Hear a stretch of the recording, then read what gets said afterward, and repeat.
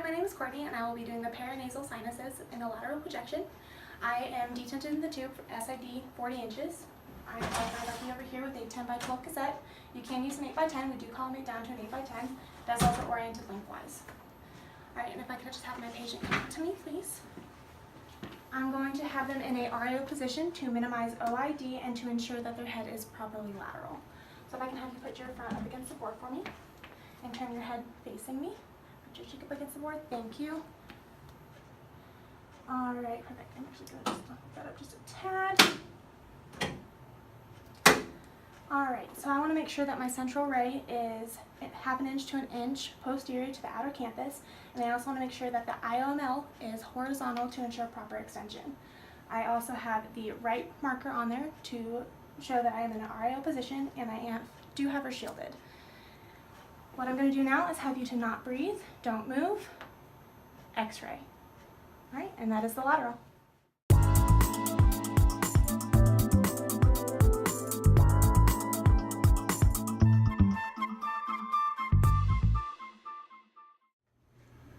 Hi, my name's Pete. I'm going to be doing a PA axial sinuses, frontal sinus, Caldwell view.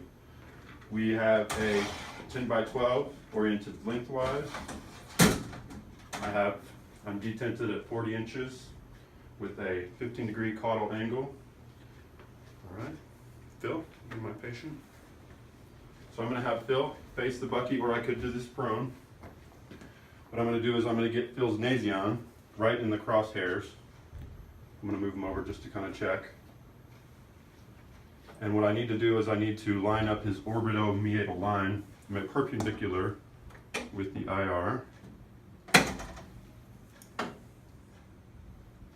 Alright, Phil, if I can have you put the bridge of your nose, right, the top of your bridge of your nose right there. I'm going to tilt your head down a little bit. That way I can get that OML perpendicular to the IR. And next thing I'm going to do, once I get that, I'm going to check his orbital lateral borders to make sure they're equidistant. And they are. He is centered mid-sagittal plane. The central ray is exiting the nasion.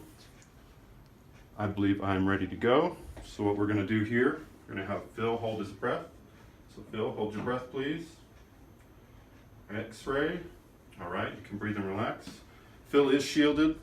There's a left marker indicated the left side of the radiograph, and that is the PA axial of the sinuses.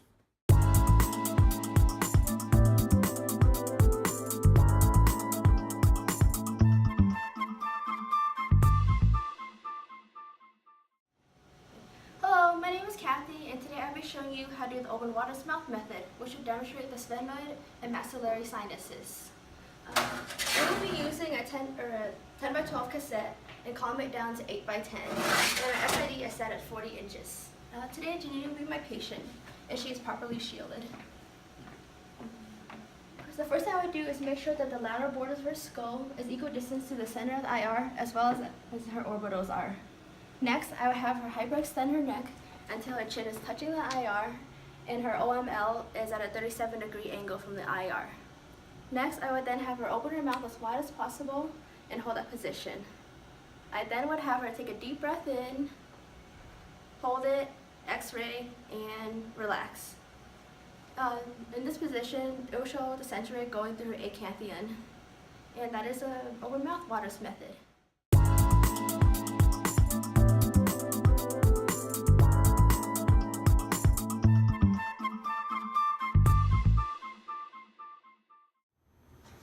Hi, my name is Phil. I'll be doing the waters method for the sinuses.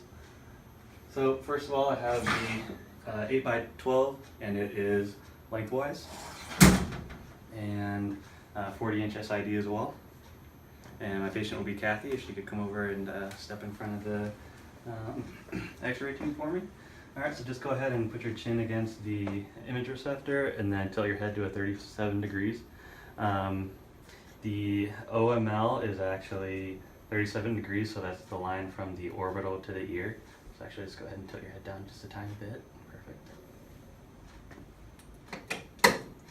Okay, So I'm also going to make sure that the orbitals are equidistant from the IR, and the central ray is also centered to the mid-sagittal plane.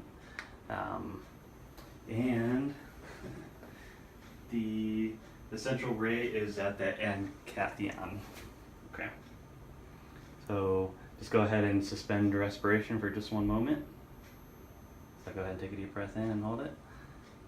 And x-ray. And that is the Waters method. Also note that the MML is also perpendicular to the IR as well.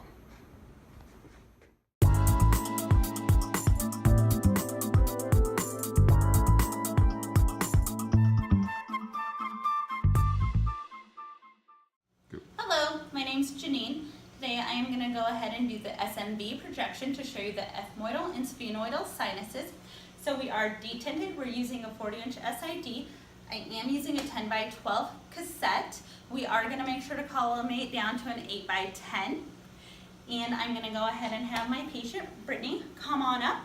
We have shielded her. I am using the left side marker. And what we're going to go ahead and do with our patient is we are going to have them hyperextend their neck as far back as possible, keeping their mouth closed to make sure that the mandibular symphysis is anteriorly. And I'm going to go ahead and have you move slightly to the left for me, Brittany. And back over. Perfect. Now what I'm going to go ahead and do is have you hold this position. You are going to stay horizontal and perpendicular so that IOML is through the sella turcica. We are going to have the central ray on the MSP approximately 3/4 inches anteriorly to the acoustic meatus. Now go ahead and hold that position for me, Brittany, and go ahead and don't breathe, don't move, x-ray, and that is the SMV projection for the ethmoidal and sphenoidal sinuses.